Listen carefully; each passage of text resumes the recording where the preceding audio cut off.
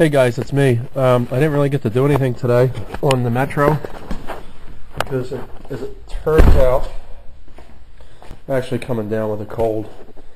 Started at work today. I was putting the transmission in a Vibe, and it just really started to hit me. But anyway, there's a couple things I did want to do after work today. I wanted to I have that broken stud I told you about yesterday on the exhaust manifold. I wanted to take the time today after work and take the manifold and extract the stud that's broken, and I didn't get a chance. My sister's car broke down today, and I had to run over and put a battery in it and whatnot. But the one thing I wanted to talk to you about, I was thinking about it today when I was working on that car. I don't know how many of you guys work on old Volkswagens, but I'm going to tell you something that you'll be able to use for the rest of your life here. And I call this the Herbie trick. It goes back to when I was a teenager, and I went to this guy, and he taught me how to get exhaust off of a Beetle. So I nicknamed it the Herbie trick. Volkswagen Beetles, I don't know if you're familiar with the air-cooled ones, they have a lot of studs, just like the Metro here. And what happens is, if you break that off, then you're getting into a whole drilling situation, and things get really bad and ugly. But here on the Metro, we have the same scenario. Like someone posted, and I thank you for all your comments and posts. Everybody's been cool so far.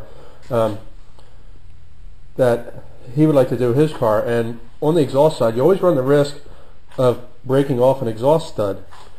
And what I learned from this old man at a very young age, and I've passed this on to so many people, and they can't believe how it works. You've got different penetrating oils, and I don't know if I'm allowed to mention names or not, but so I won't. But the one in the yellow can, the one in the blue can, there's one in the red can. There's a bunch of different ones that work really good. But what he taught me was, if you get a rusty bolt, whether it be on a Cadillac, a Chevy truck, anything, usually there's rust around exhaust, let's face it.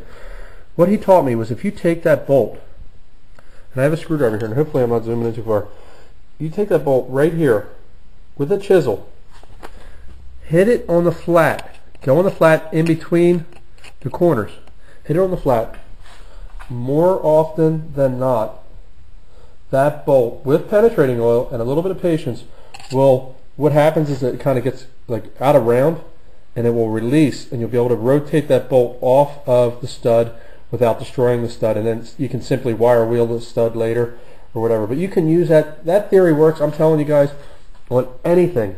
Anything that's rusty bolts. I mean, I'm not going to say you won't have a broken bolt. Of course, my Metro, I told you I had a broken bolt. But if it's a stud with a nut, use the Herbie trick. Try it. I mean, remember it today, and it'll probably bail you out of a jam at some point in time. Because I told many people that, and they try it, and they're like, "Wow!" It just goes to show that old people are wiser than us not so old people.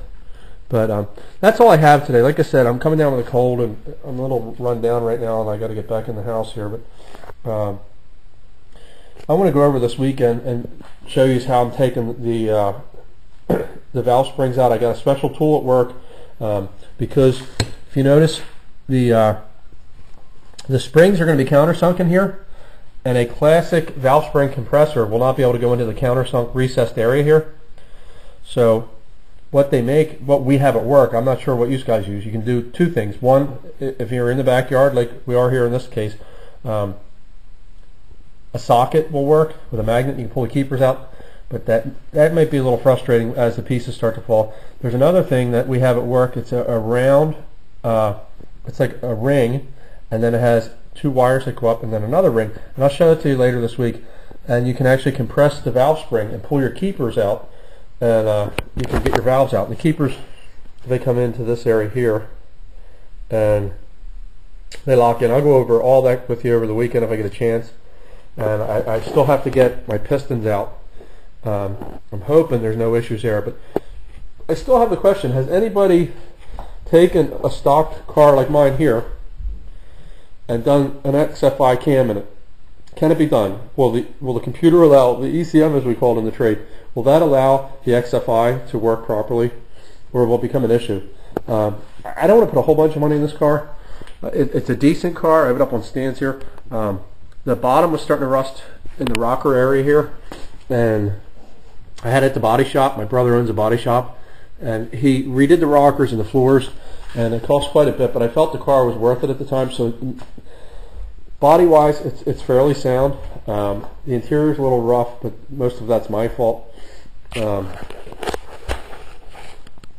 I do have a 6-disc changer in it. It actually works pretty good. I have aftermarket air in it, which I've never used. And here's my second question for today.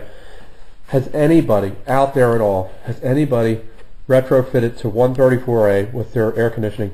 They sell the fittings at the store to do that, and I have a machine at work. I could evacuate the entire system and put some PAG oil in it. There's actually a product, again, I don't know if I'm allowed to say the name of it, but they make a product that is both compatible with R134A and the 12 oil that's still in there.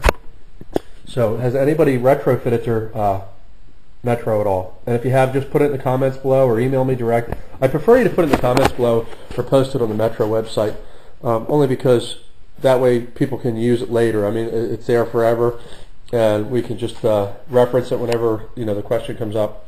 So, all right, guys. Like I said, throat's getting a little raw. Don't have much more for you today. I'll try to get something up tomorrow. And thank you. Bye.